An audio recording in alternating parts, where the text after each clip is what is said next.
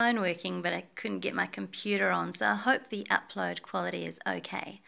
Get my hand away from the mic and away we go. So the conversation I'm going to contribute to is the online conversation about recovery from narcissistic abuse. What I would like to contribute really is assisting people to focus on where it is they want to go. Even the name, recovering from narcissistic abuse, the focus is still on the narcissism and the abuse. And if you've watched the Olympics and taken an interest in how those athletes work, or anybody who's been successful, or various coaching programs, you know that having strong visualization is an important part of getting where it is you want to go without repeating cycles or being stuck in these eddies. I guess that might be my first question, is what's a better name? You know, is it how to own your life, how to visualize what you want, how to become yourself, how to really become you? This sounds vague, and it's important to explore this and go in and out and move the focus in and out of what it is to be someone who's been abused, because early on you don't even realize, you don't know that you're abused. You think that what you're doing is healthy and normal and that you're practicing wisdom. There is a saying, when a codependent dies, somebody else's life flashes before their eyes. It's pretty hilarious if you've been recovering from codependence, because you know exactly what they're talking about. Another extreme version of that would be Stockholm Syndrome. When you suffer from Stockholm Syndrome, you become very familiar for what it is your abuser, or the person who has ultimate control over your life, wants. You familiarize yourself with it. You become very vigilant for that vision and that goal, because it keeps you safe. You become confused emotionally. You confuse relief for happiness and gratitude for love. They feel similar, but they are fleeting. They're not satisfying, and neither of those things set you free. Happiness and love really empowers you towards your own dreams, gives you strength to pursue your own life. Relief and gratitude, it's drip feeding survival emotions. So what I suggest, and I'll add the link underneath the video, is that you take the Narcissistic Inventory Survey or test. If you've come through narcissistic abuse, chances are you're not a narcissist. And the reason, well, maybe you are, but you're not here asking yourself if you are. You know, it's a behavior that just precludes many narcissists from going down that road.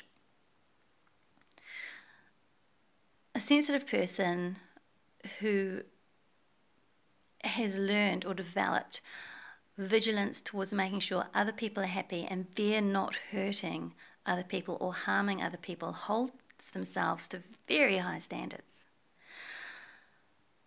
And our own faults, or even our own boundary setting, we can perceive as, you know, we're hurting others by doing this. And then in turn, because we get to a point where we can't take it anymore, we have to leave, we end up, you know, we do cause our spouses or our parents or our siblings or our narcissistic partners pain in our going, and we perceive the pain as real. We're so vigilant towards that. We then get into a cycle of justifying it, so we focus on the abuse and we relive what happened to us, and we keep going back there because we haven't given ourselves permission to do it. We're always looking for the evidence and the justification. And it's important to move beyond that so that we can start to visualize what it is we want in life. For many people who've lived with narcissism for a long time, we don't have that skill. So, and that's where I'd like to see others go. It'd give me a lot of satisfaction to know that what I've learnt to do, I have passed on to others. So do yourself a favour. Do the inventory.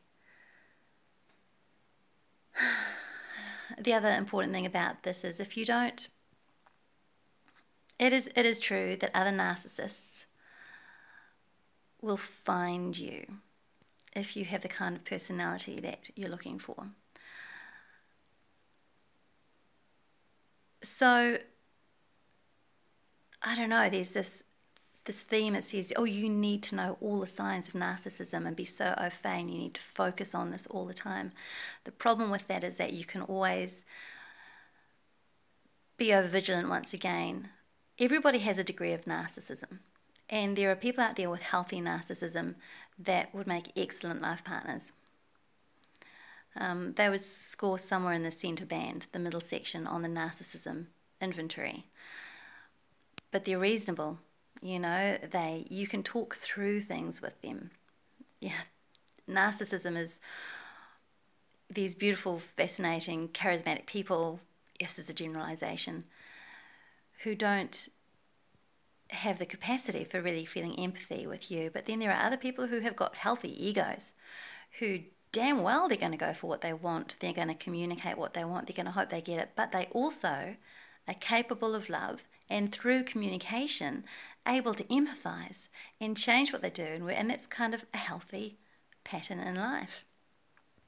I'm with someone like that now. He's fantastic. So what do I have to offer? My life is filled with enthusiasm. I have vision, I have goals. I feel like I've gone back to my roots.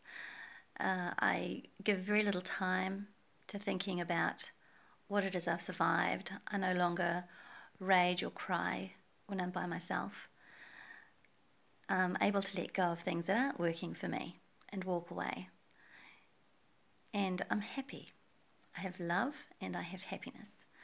So God bless you. Enjoy the ride. Please do the test.